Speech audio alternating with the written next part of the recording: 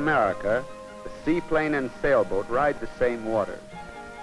Dugout canoes ply the rivers in lands whose harbors welcome great steamers. Men carry loads on their backs over roads built for heavy-duty trucks. In some towns, horses still draw carts. Bridges across mountain streams may be precarious or solid. The burro is a useful beast, but slow compared to the truck he sees along the road. Llamas wait patiently for their loads in the very shadow of the airliner. Why do these strange contrasts in transportation still persist? Here in the United States, transportation is comparatively easy. A great expanse of plains, interrupted only by rolling hills and rivers and 2 mountain ranges.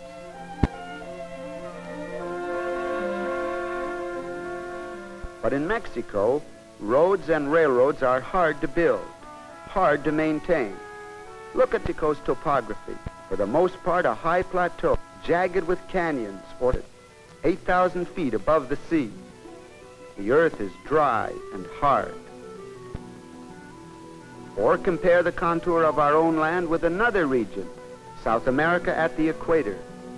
In the west, the Andes rise in the highest walls human transportation to scale. At their highest, 2 Pikes Peak.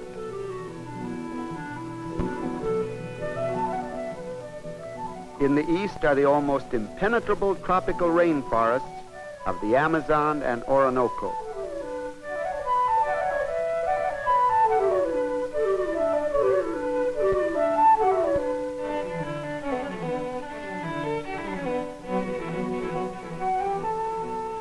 After the first settlements along the coast, early explorers turned their little boats inland, up the great waterways. Quesada in 1536 followed the Magdalena to its source, then trekked overland to Bogota. In 1539, Orellana struck the Amazon near the Andean foothills and sailed 2,500 miles down to the mouth. An even more adventurous journey in 1560 took Aguirre down the Amazon, across to the Rio Negro, and down the Orinoco to the sea.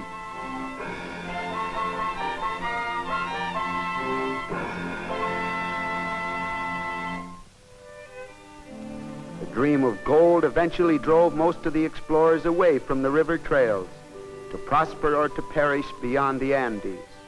But a few men stayed behind, men who took up their lives along the rivers and adapted themselves to the water. In 400 years, their life along the tangled, fever-ridden banks of the river has changed little.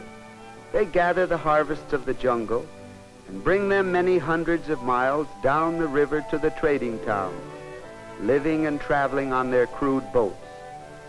The river people have seen boom towns, born of rubber and gold, spring up, flourish for a while, then sink back into the slow rhythm of river life.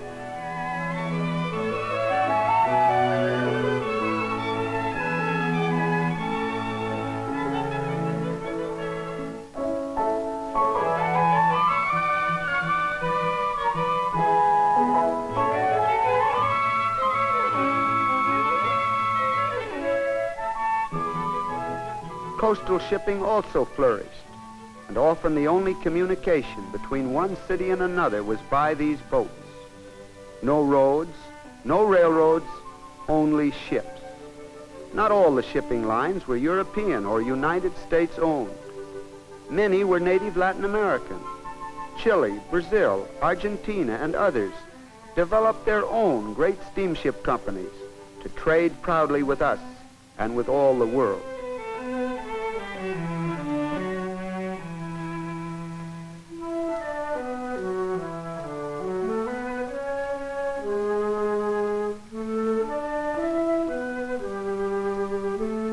In the early days, Spain and Portugal made tyrannical laws which acted as barriers to all trade, except with the mother countries.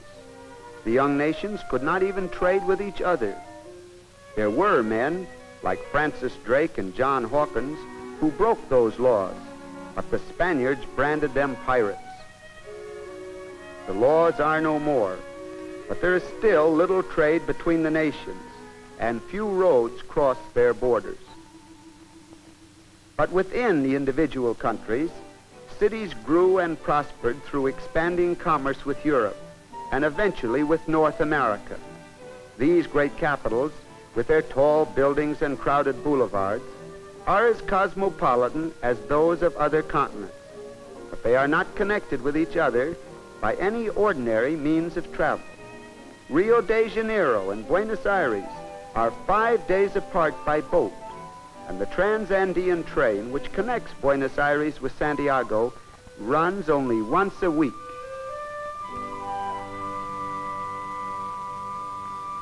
In only one section of Latin America have railroads been widely developed, in the plains and Pampas of southern Brazil, of Uruguay and Argentina. Mexico has few lines to knit the country together. In Central America, because of the mountains which form natural boundaries, not all of the countries have been linked by rail.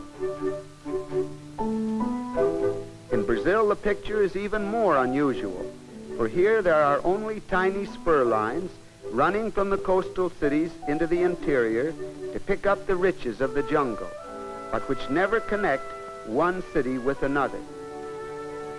There's another situation in Latin American transportation which is strange to us.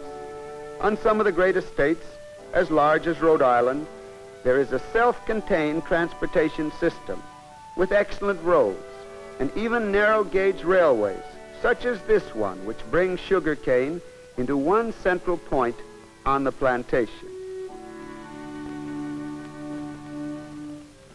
Other privately owned railroads include the little line which climbs perilously into the Peruvian Andes to bring copper down from the mines to the coast. This is a company-financed railroad created by and for copper, the highest standard gauge railway in the world.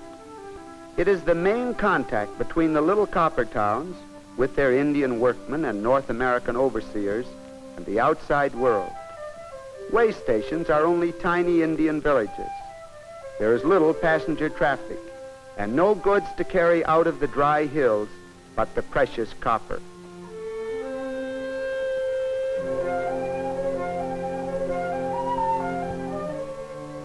Here the copper slabs are made to be carried across the steep, narrow mountain passes down to the sea and on to the factories in the north.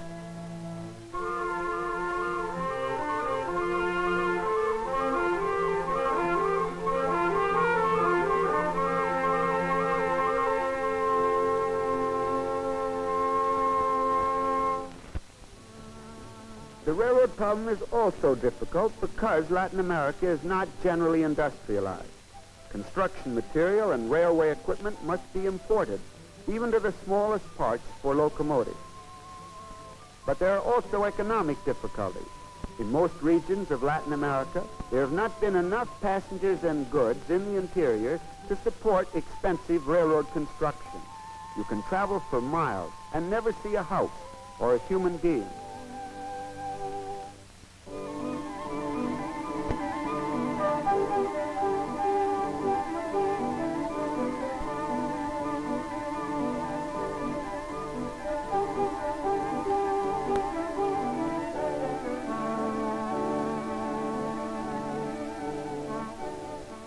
Such an electric train as this, the only one in Mexico, is an extraordinary sight in a leisurely land.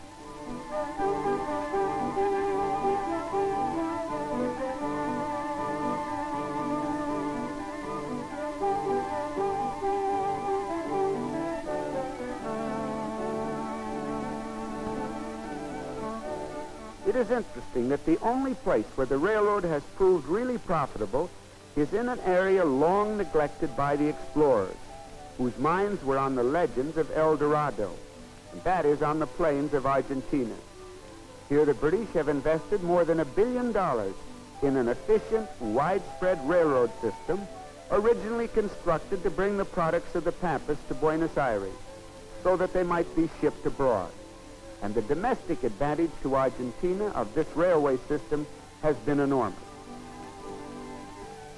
To this impressive picture, there is another side, spectacular but distressing. Where the Argentine railways cross to Chile, they lie forever in the path of the avalanche. Here, tons of snow and rocks have torn down the Chilean side of the pass, burying tracks and houses. This means weeks of labor by diggers and snowplows before the track can be restored to its previous condition and the trains can take up their schedule.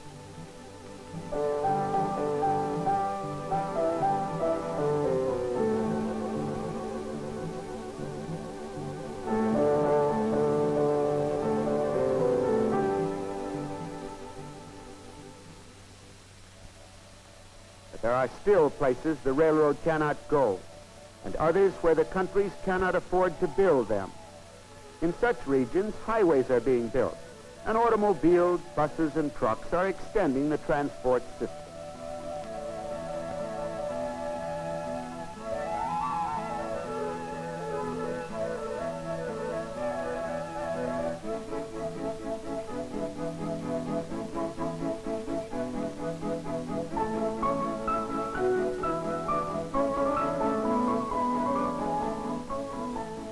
This is the way in which one of the greatest transportation schemes of all time is slowly forming, the Pan-American Highway.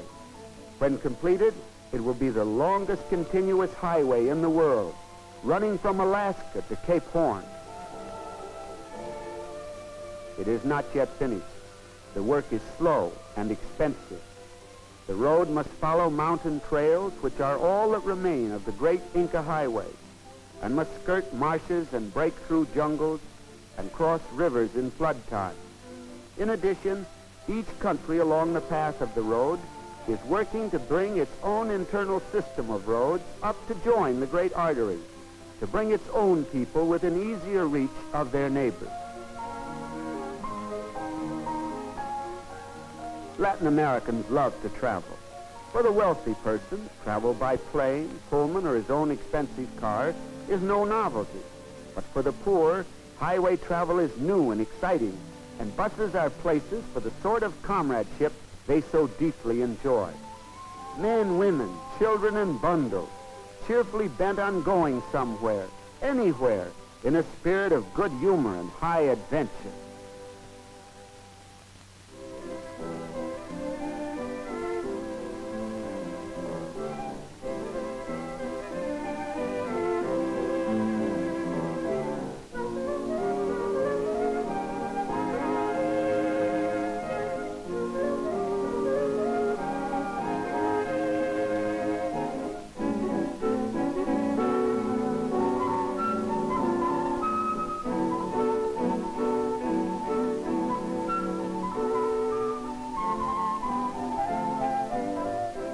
The roads they travel are not always dusty. During the rainy season, they are often flooded, and the cars must ford streams.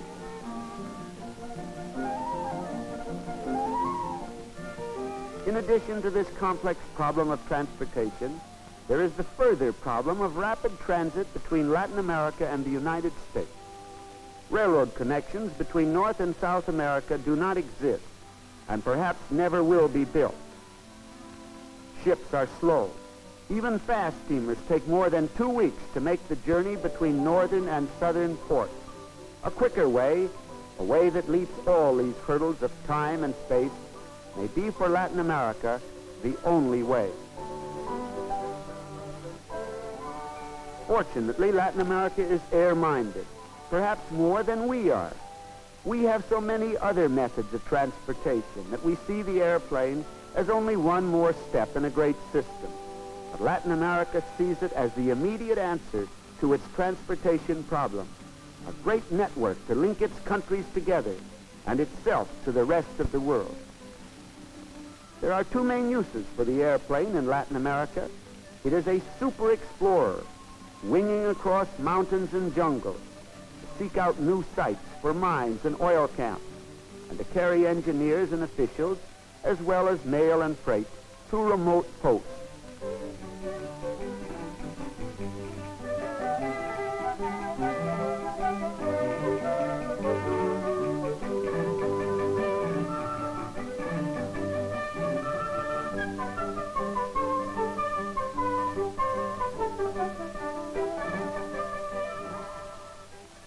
Regular airliners have also been developed in South America as common carriers in uncommon form. Each year has seen the number of passengers and the quantity of freight and mail rise tremendously.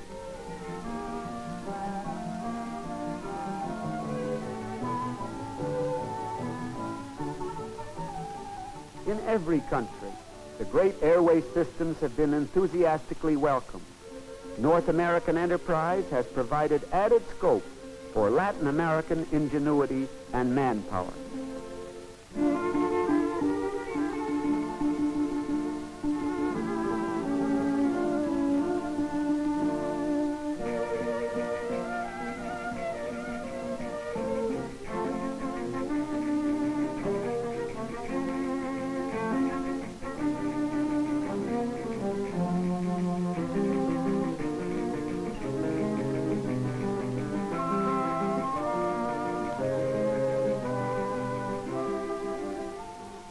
Native workers and engineers have been trained as pilots and mechanics, building airfields and hangars and servicing planes. Local airlines, independent of foreign capital, are springing up everywhere.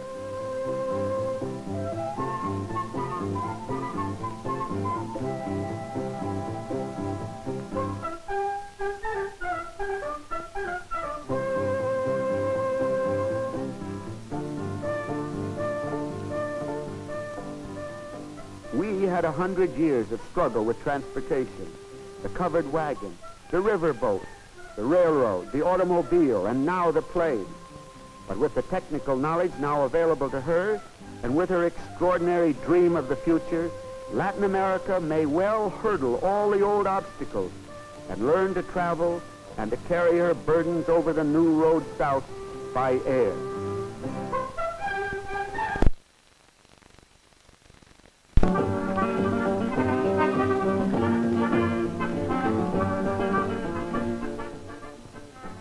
Here we are still in Bolivia. Along the way, we see Indian farmers plowing by hand, the men turning the clods, the women smashing them. The survival of a truly primitive method. The route is again briefly through Peru, the southern tip of it. In Arequipa, you will find, at an elevation of 7,600 feet, a number of pleasant things: a fine climate, genuine Spanish colonial atmosphere, cleanliness, quiet, and order. This is Peru's second city, but many rank it in charm and interest unquestionably first. And so much for Peru. In Chile, we shall follow the coast to beyond Santiago and then cross into Argentina.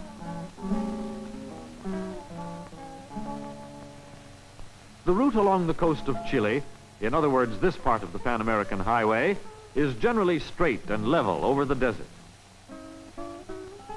Occasionally, however, we encounter a great declivity such as this, with something of an oasis at the bottom of the valley. But so dry is this country that the attempts at agriculture are carried on only by means of irrigation.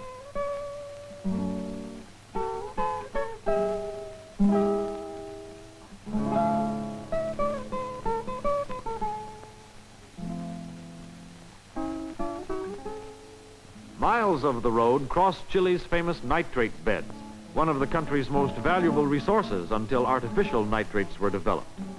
On these dry coasts, too, you get an intimate first-hand acquaintance with what a South American roadway can do in the way of dust.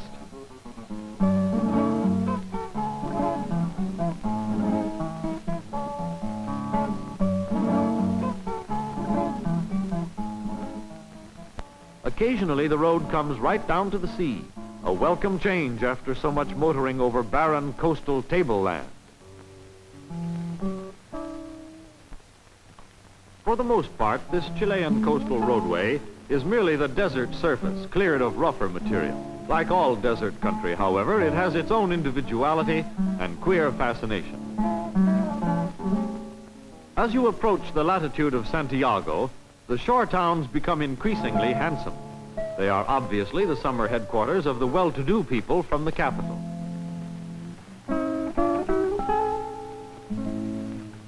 We turn away from the Pacific and head for Santiago, over one of the best parts of the Pan American Highway.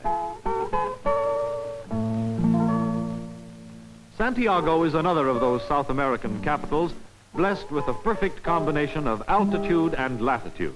It has a lovely climate, and it has a charming identity all its own. As one sees very well from one of the finest parks in the world on Santa Lucia Hill, Santiago is a beautiful place in a fine natural setting. Besides being the center of Chile's industry and government, Santiago is notable for its good food, its good-looking women, and its good books.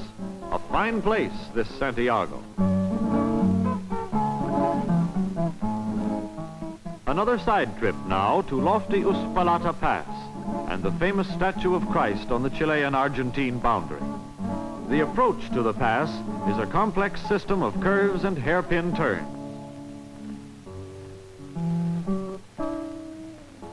Purely incidental, also it seems to us purely picturesque.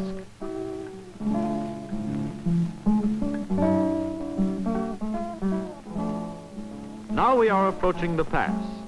We are in the neighborhood of the highest of all the peaks in the Andes, and that means the highest in this hemisphere.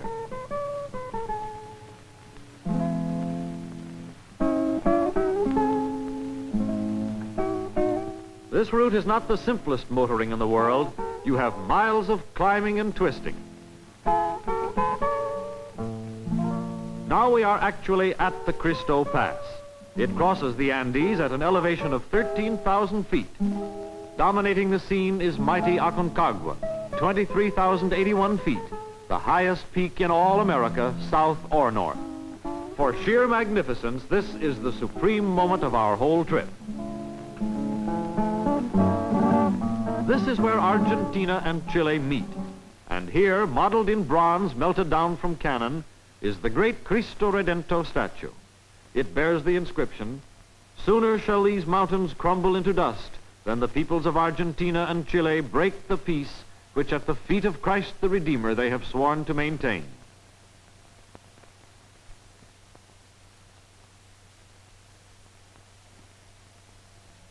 Instead of proceeding to Buenos Aires by the Pan American Highway, we shall now turn south for our visit to the tip of the continent. The further south one goes in Chile, the more it becomes like the eastern part of the United States. Topography, climate, vegetation, and people are all much like those at home. The final Chilean episode was a lengthy introduction to about 12,000 Argentine sheep on their way to Santiago. Even before entering Argentina, we were ready to believe it a great sheep country. Our route in Argentina, down to the Cape and back to Buenos Aires. Our road south in Argentina is by the westernmost route we can find. Often this is picturesque, hilly farming country, and most certainly it is lake country. We are now on the shore of one of those lovely lakes of Argentina, Lake Gutierrez. It may be a surprise to you, as it certainly was to us, to learn that down here in the southern part of South America, there is a lake country which rivals that of Minnesota or Wisconsin or the Adirondacks. In Patagonia, the road is merely the gravelly surface of the Pampas. Someday, maybe, an extension of the Pan American Highway may reach way down here. As it is, the road workers do what they can. To the old sheep herder, this is all a great waste of time. What good are roads to him? After the desolate Pampas, and once getting thoroughly lost, it's a great relief to reach Magallanes, the point furthest south accessible by car. It is about as far south of the equator as Hudson Bay is north of it. We have come 10,000 miles, the first continuous automobile trip from the Caribbean to the Strait of Magellan. Now we head north.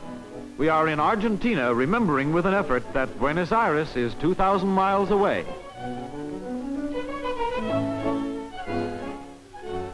Road building further north on a detour near the coast.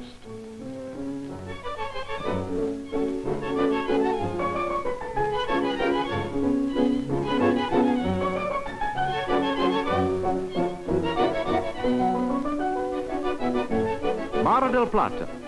The recipe for this famous resort would seem to be to take a bit of the best of the French and Italian Riviera, Miami, Palm Beach, and the California shore places, and mingle them into one beautiful and luxurious whole. On to BA, over 249 miles of concrete, the longest, straightest, and safest invitation to speeding in South America. And what is BA? It's Buenos Aires, on the shore of the Rio de la Plata, Argentina's capital and her chief seaport. Buenos Aires has a general air of spacious elegance which reminds one of Paris. There are 2.25 million people living here, 1/6 of Argentina's entire population. It is the financial and cultural heart of the country, as well as the seat of the government. The Capitol building. You can see the traffic cop, but you can't see what's under him, namely the best-looking, cleanest, quietest of all subways. Buenos Aires has an amazing underground parking service, too. Buenos Aires is our point of departure for Uruguay, a water voyage across the La Plata. Another frontier crossed, and now we shall traverse Uruguay.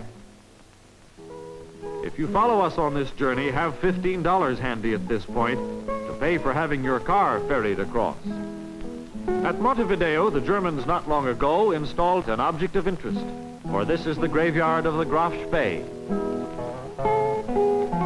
Montevideo is a city of charm, and it also has a certain building. This is a skyscraper apartment hotel dominating the entire city, and one of the words to describe its architecture is remarkable.